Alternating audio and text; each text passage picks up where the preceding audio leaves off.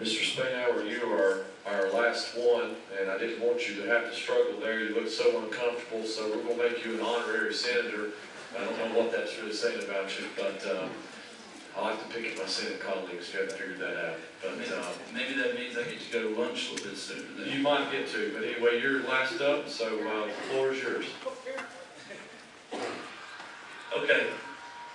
End of course, end of grade, otherwise known as EOGs and EOCs, career and technical education, both pre-test and post-test, North Carolina final exams, formerly known as common exams, formerly known as measures of student learning or MSLs, Extend 1 and 2, work keys, dynamic learning maps, access, the ACT plan taken by every sophomore, and the ACT given to every junior. My name is Kevin Spainhour, and I am a North Carolina educator. I am in fact in my first year at West Stokes High School, which is a rural community-based school with just over 930 students. You may or may not recognize the laundry list of tests, standardized tests, that I just mentioned. However, at West Stokes, along with every high school across the state of North Carolina, the list is all too familiar. Over the past 6 weeks, I've had the opportunity to hire 2 brand new English teachers,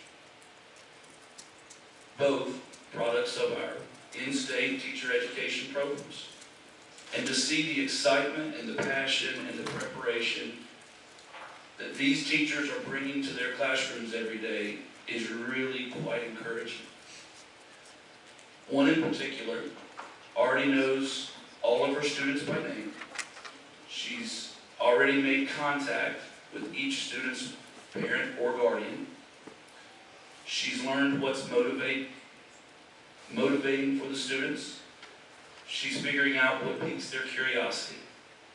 And she's making every attempt to create with each student what is so desperately missing in our classrooms.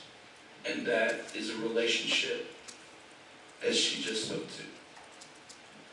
3 weeks on the job, she walks into my office, West Stokes, with a list of concerns, questions regarding our teacher accountability model, our state testing, and our school report card. She's overwhelmed. She attempts to differentiate instruction with a class of diverse learners while increasing in student engagement, increasing creativity and rigor. It's taken this teacher 3 weeks to feel the pressure. We understand that the excessive amount of testing is not a direct result of the Common Core standards, but rather is more of a result in an ongoing call for accountability.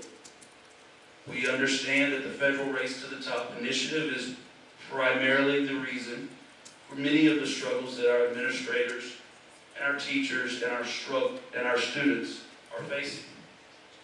We understand and we agree that all stakeholders do need to be held accountable. We've been given Common Core standards which attempt to increase higher level thinking, as we've all discussed here this morning and into this afternoon. Higher reasoning skills among all students. Yet for some reason, we are still assessing our students with tests that have answer sheets, which resemble a game of connect the dots. And if it is true that we measure what we value,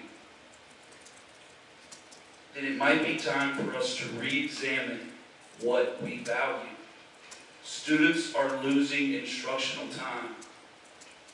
They are losing instructional time for pre-testing, for test preparation. This past week, we had to figure out how we were going to get every junior in the building to fill out the pre-ACT so that they could then take the SAT March 4th. They are losing time for test reviews and then ultimately for the administration of the exams. This past fall, just to give you an example, Remind you that we are a school of just 930 plus students. There's much larger schools across our state. But at West Stokes High School this past fall, as mandated, we had the last 5 days to execute and administer our testing.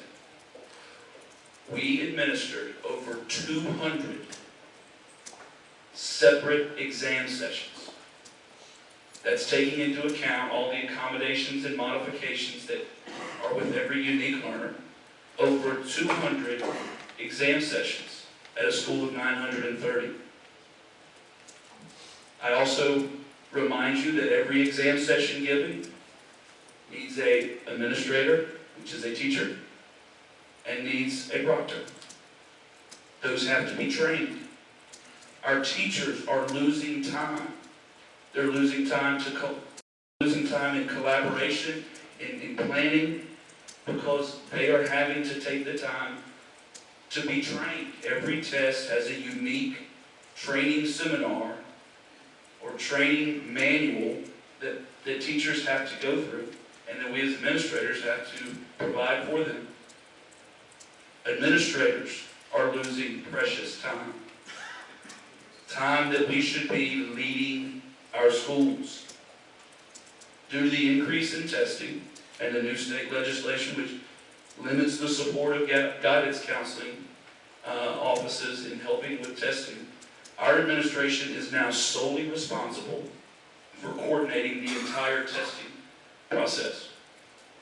When we considered at West Stokes and sat down and considered truly the number of hours that I myself and my 2 assistant principals have devoted to testing, it is not an exaggeration to say that we have dedicated an entire administrative position over the last 1.5 years to testing.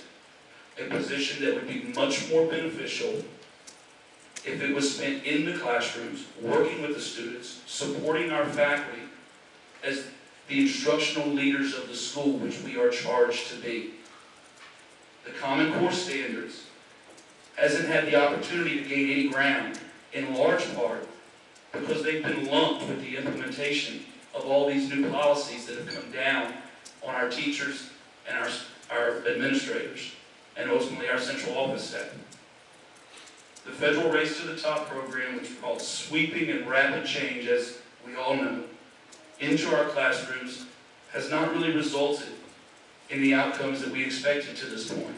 Student engagement, higher order thinking, or increased achievement is not readily available to be seen. Instead, it has successfully created pressure. And for my English teacher, who starts her 7th week next week, I hope she doesn't succumb to the pressure. She's good. But the excitement can be eliminated, her passion can be reduced, and the seed of apathy can be planted very quickly. That seed of apathy is then passed over and passed down to her students, to my students, and ultimately to your students. Ladies and gentlemen, I'm Kevin Spainhour. I'm a high school principal at Stokes County. My wife is a middle school teacher in Stokes County, and my 4 children attend elementary school in Stokes County.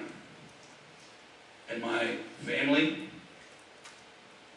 and my students, and my faculty are tired and frustrated. Thank you.